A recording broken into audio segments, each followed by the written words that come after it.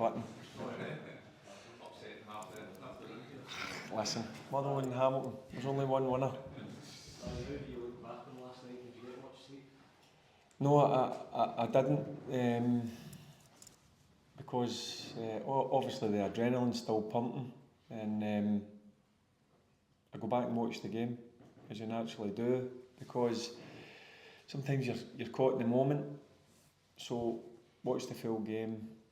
So I managed to get a couple of hours, but we were back in this morning, making sure that people were available, and it was that kind of recovery day. So there was a few walking winded, a few took cramp, and we just need to obviously wait and see how they recover tomorrow. What's the main thing you take away from it? Because obviously the achievement speaks for itself, but then it sounds like as a manager you're also going over it to instantly think about things you can do better.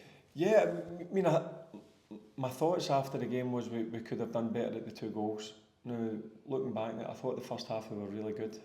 We lose that goal where it's a deflection of Douche slightly, and it just flies over Tav's head, and the guy, I mean, it's an unbelievable finish. So at that stage of the game, I think if you're going in at nothing each, you're happy.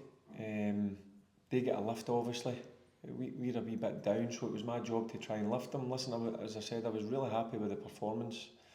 And then the second half, you come up against a good Fenerbahce team. They showed their quality in the second half, but one thing my players did, even going 2 goals down, they dug deep, they showed a bit of character, and that's something that I was really obviously pleased with. For so long it has been separate, European and domestic.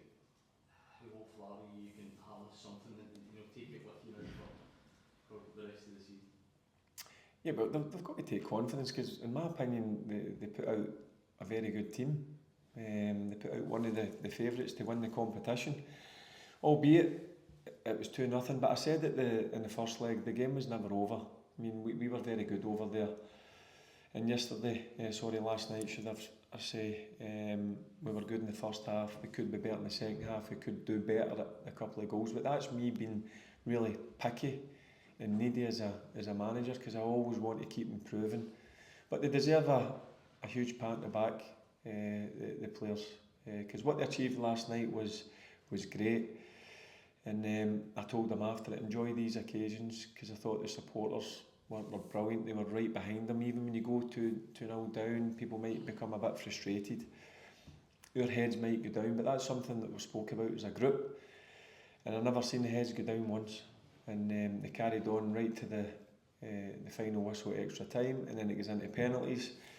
And I thought the penalties we scored were excellent. Obviously, Giannis misses it, which is disappointment. It's part of football. We move on, and then Big Jack produces some cracking saves. But I think overall, if you look at both games, I think we deserve to be in the last 8. Any particular concerns about the turnaround? Anyone in particular that's struggling a bit? You're going to get everyone back out there for the big one? I'll find out in tomorrow's session, but in terms of us going 120 minutes, I'm not going to go into Sunday and use that as an excuse. They're well looked after here, in terms of sports science guys and the masseurs, and with the food they get and the supplements they get. There's one or two, obviously, as you've seen as I took off, had minor issues. There are no major issues. I just need to see how they are after the session today. Harry, can a result like that almost ignite the remaining 2 months of the season? Obviously you've got that huge double night quarter final, but give you something to play for in the league as well. Yeah, I said that last night. In my opinion, there's still a lot to play for in terms of your pride. And we've got some huge games coming up, some really tough games, and obviously the one on Sunday you don't get much tougher. But as a footballer, these are the games you've got to look forward to. As a manager, I can't wait to go and sample it for the first time in the touchline. That'll be interesting. Yeah, what are you expecting? I mean, we've not even spoken about it because of last night's game was so big. Now your full focus is on Celtic. What are you expecting on the touchline? How long you got? Listen, I'll just need to wait and see. Listen, it's a place I always like to go and play. It's hostile. They're the sort of environments I like to go to, and I want my players to go and kind of embrace these stadiums. but I'm sure I'll get a nice reception when I'm standing at the touchline.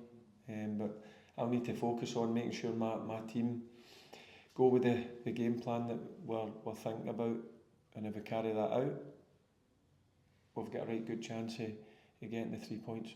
Just to go back to last night, one last one. Jose Mourinho after the game seemed to dismiss your team's chances of getting a result in Bilbao. You obviously have full confidence this is a team that's capable. I don't really take notice of people who dismisses, or in terms of my team and me as a manager, it just goes over my head. I concentrate when I come in this building. It's about me, my staff, everybody connected, my players. We'll just go about our business our own way. If people want to talk about us, whether we're a good, bad or indifferent team, I couldn't care less. It's what we do as a group, and we're just fully focused on making sure we finish this season as strong as possible. Obviously, Sunday's it's a big game. I mean, you've got these two big games coming up next month. I mean, you will be saying to the guys, if you want to be involved in this, Sunday's a perfect example to show that you. Yeah, every game they need to go and show me. Nobody's been given the right to play. You need to earn the right to play in the team. You need to perform first and foremost.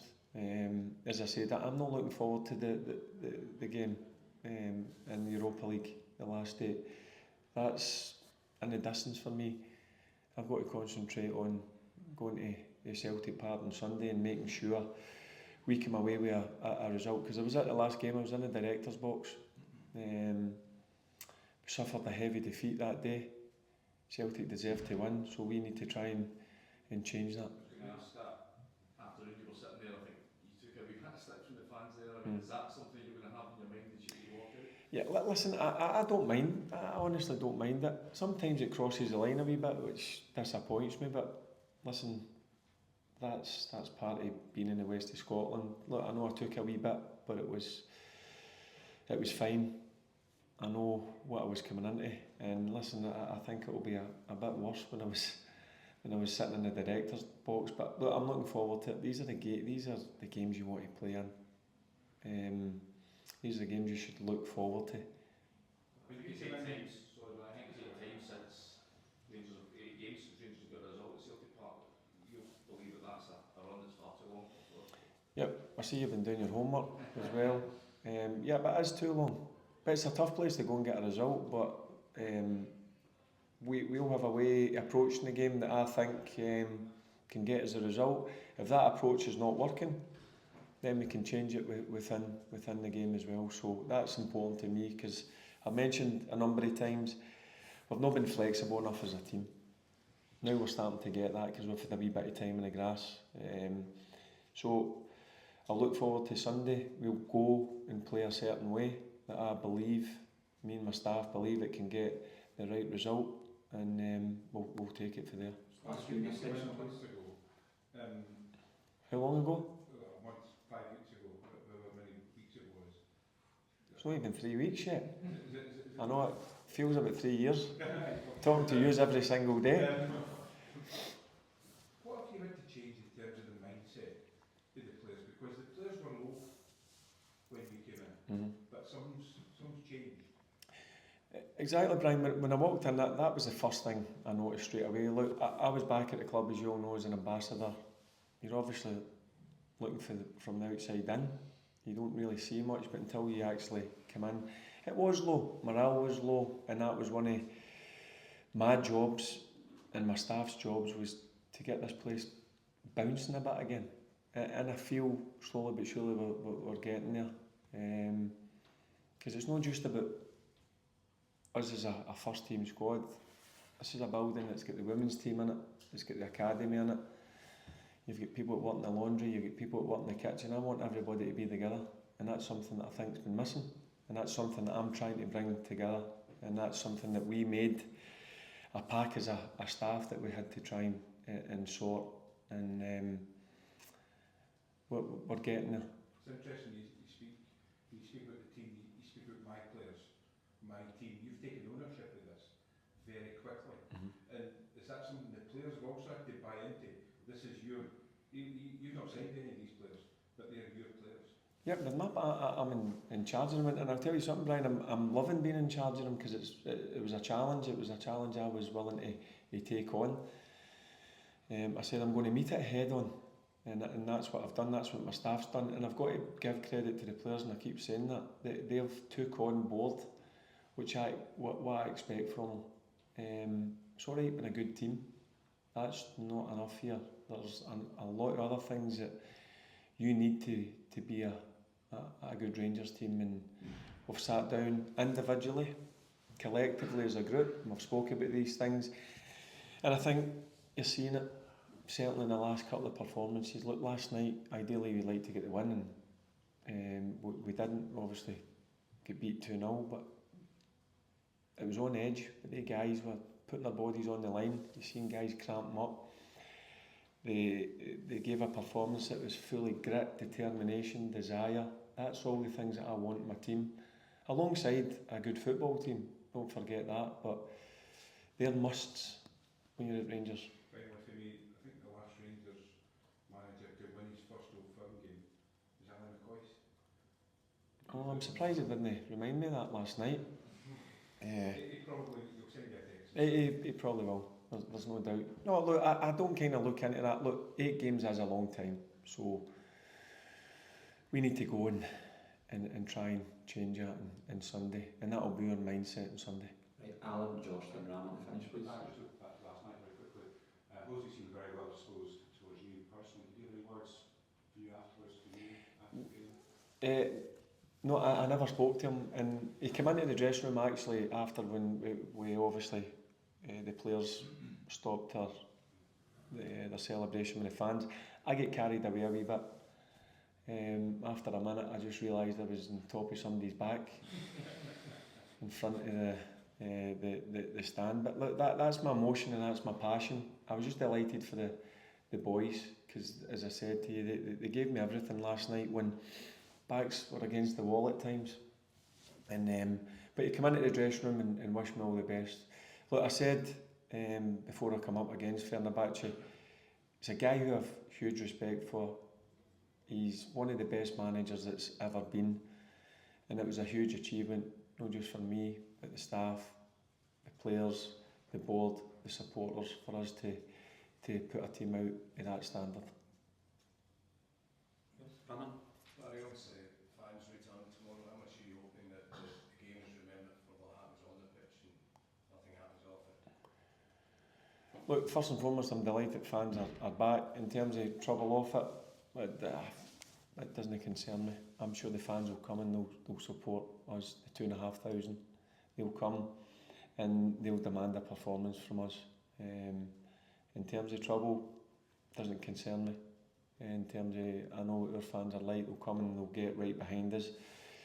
And I'm just happy that there's a bit of change now. And hopefully going forward, maybe in the future, we could start to see a bit more coming back.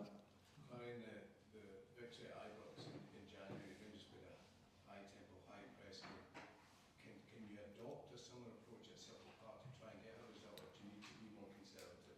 Raman, you ain't getting my tactics. I know what you're trying to do. You're trying to draw it out of me. You'll see on Sunday. You'll see on Sunday. Very last one. You see, in terms of your approach, speak about being flexible, so last night again, you might give the players a bit of confidence that they're not just going to do the same thing and you maybe have the ability to help them from the touchline a little bit more and change things if needed. Yeah, I've got to be respectful when you come up against teams, different standards and different formations, and I'm a big believer. I played in teams that we could change, and I think it's a big part of football. You can't just go the same way every single time. And you've seen it in the second half. I went for a 3 at the back to a 4. Could it have went more smoothly? Yep, but again, we're getting used to a bit of change, and I've got to understand that. I want everything done straight away, but I've got to understand that it's new to the players. But I'll go back to it. One thing about the players is they've took it on board. They're tuning in, and that's all you can ask as a manager. Okay, quite a bit for the Sundays in Barrington.